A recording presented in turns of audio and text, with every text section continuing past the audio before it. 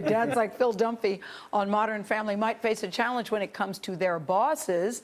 The New York Times recently looked at the rewards and the risk of paternity leave.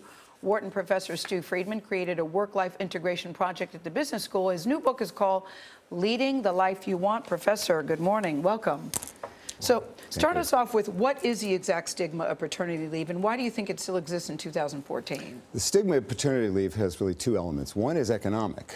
People who take paternity leave, they end up getting less money over the course of their careers. But I think the more pernicious one is about your identity in the workplace, how you feel as a man. People are still made fun of because they are, taking on a quote feminine role. Yeah. But that's changing, thank goodness, because young men today feel very differently about these issues than their fathers did.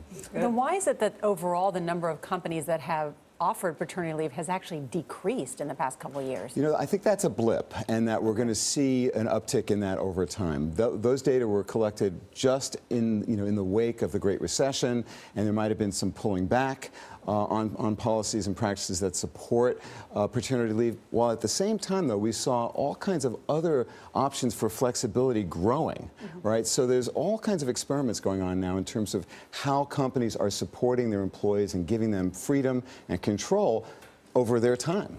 But in general, more young men are taking more time off. That's good. And they want it. So one of the things that we've seen in studies at Wharton and elsewhere is that men and women are much more alike today than they were in the past in terms of what they want from their work and their family lives. And let's explain why this is so important, because I think as people talk about women advancing in the workplace, in order to do that, men are going to have to take a greater share of the responsibilities at home. And so this critical period in the first couple of weeks after birth, learning those responsibilities, just as the mother is too, is really important. Right. We know that if the father's involved early on, he's going to be involved all the way. Yeah. But we also know that not only do men have to lean in at home for women to be able to lean in at work, we know that it's good for kids over the course of their lives.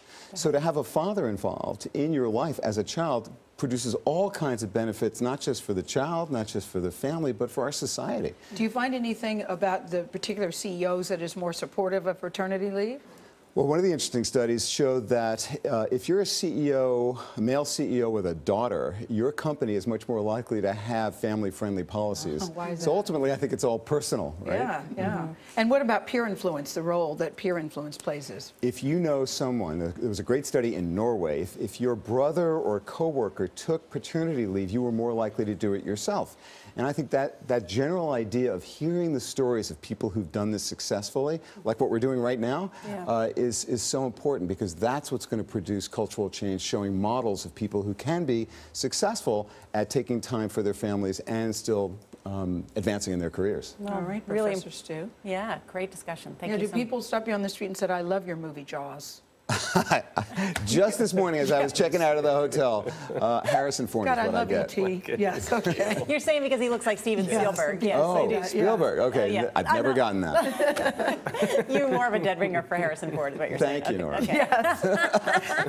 Thanks, Professor Stew.